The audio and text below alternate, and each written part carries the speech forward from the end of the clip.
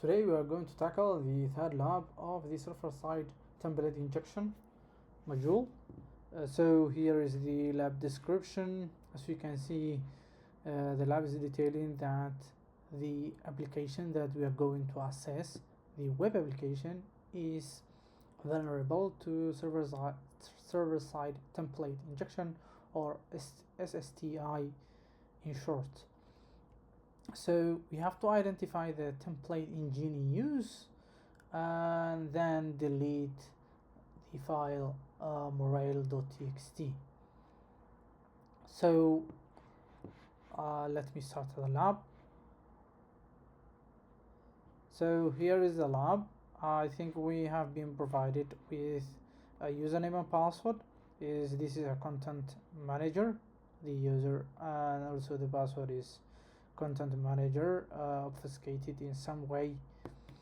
So first things first, let's use the user. So full disclosure, I've logged into the to the web application using the content manager.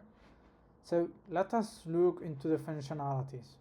So first things first, now when we logged into the web application, we can see in the URL that this URL argument, the ID argument is showing equal to content manager.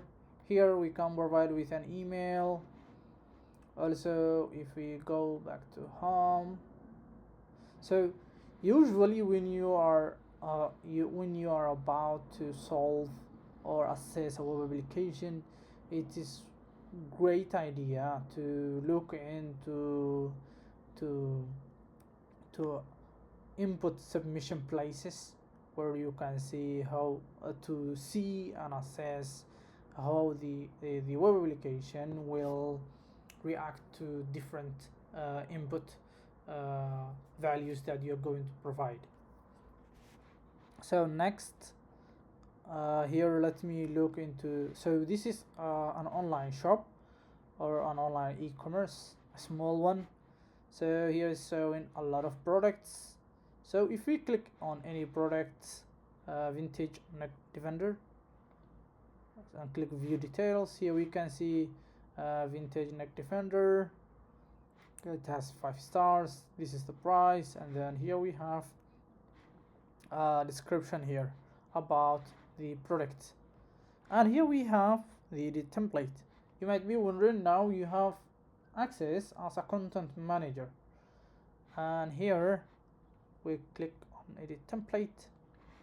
So here we see that the application has tags, meaning that it's using template engine. So it's using product.stock, and here it's using product.name, and all these are provided here. The product in stock is 324. Here is saying product in name, and this is vintage neck defender, and this is the price, and here it's showing the price. So we can see that we are utilizing a template engine.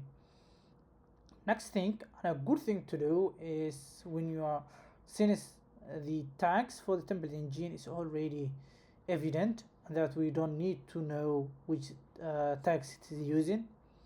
One good thing to start is go to the bottom, do not change the entire content of the product, and then provide copy and paste. And here my name is Abbas, so let me just put Abbas here.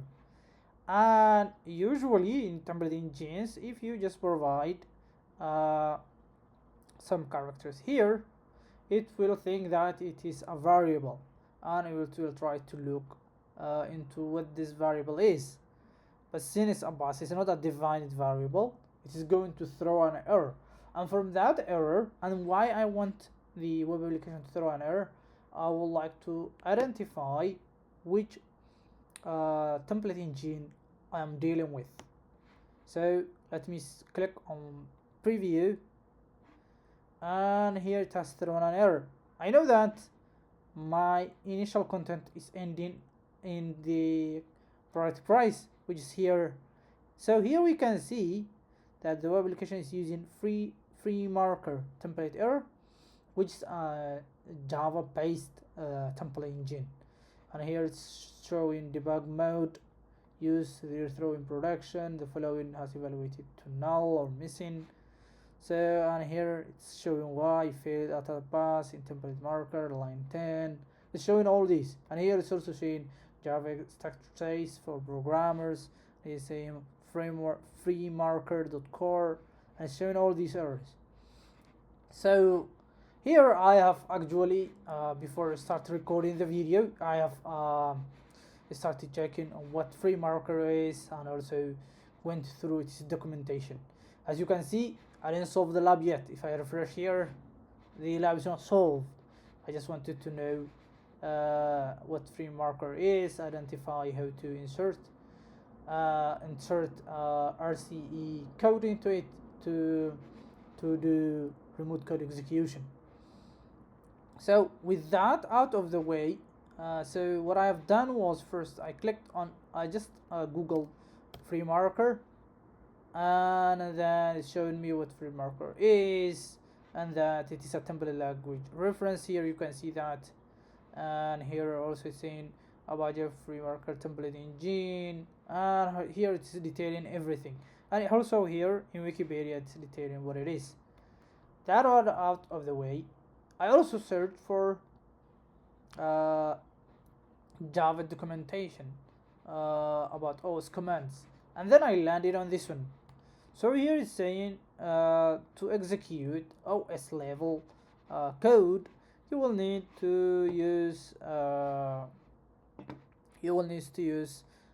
Java to use this module actually, FreeMarker template.utility.execute, and then to execute it to execute the code again by using the template engine syntax. Also, while I was searching, I landed on this bug bounty by Arman Bathan, and actually it was a great deal into inserting this FreeMarker template execute to the template, because first you will need to import this one, this module, and then use it. So first things first, before we execute any commands, we will try and check how to see how to know which FreeMarker version we are using. So one great thing that this one has is this syntax called assign, and then we can say version, or to just marker version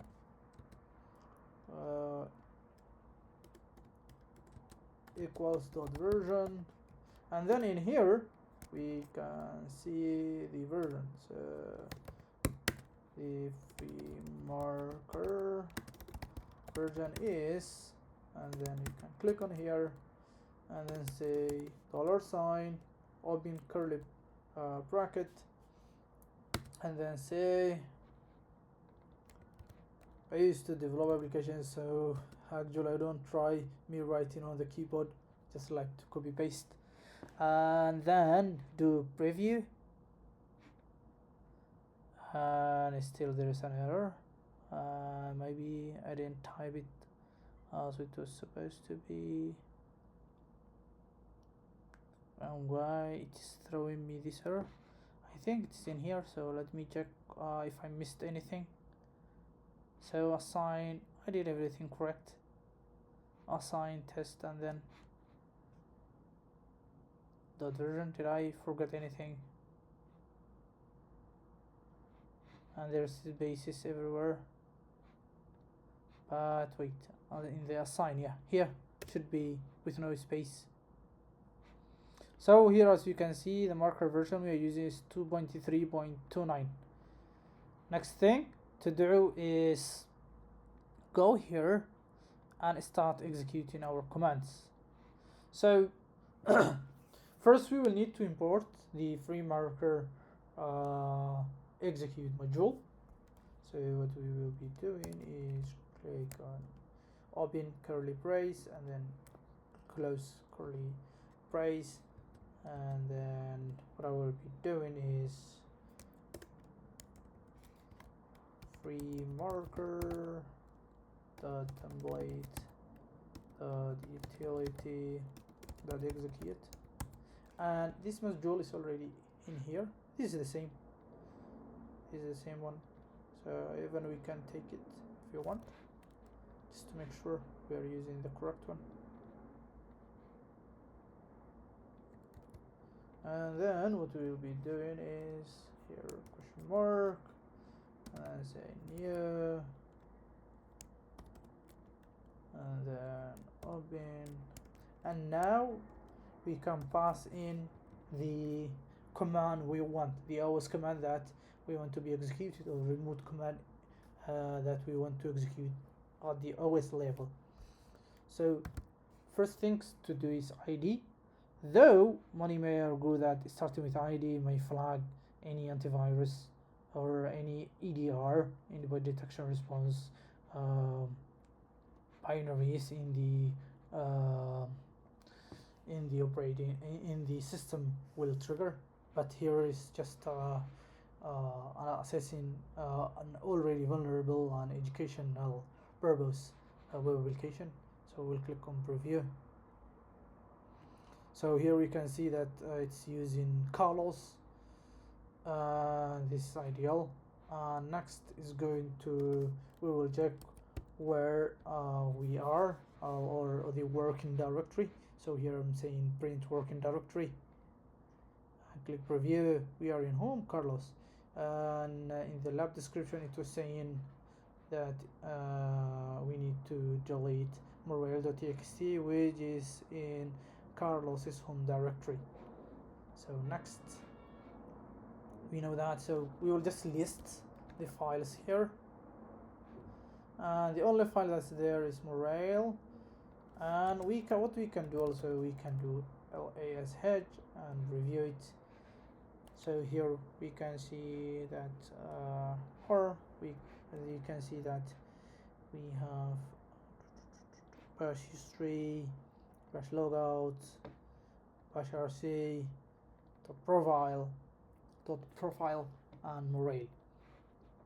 And to complete the lab, one thing we can do is delete morale.txt file.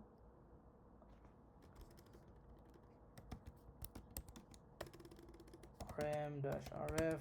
I just started with morale.txt. So here, after deleting the file, we would accomplish the lab's mission that's required to complete the lab. So if I click on preview, that would be it. It shows congratulations, you solved the lab banner. With that out of the way, say peace.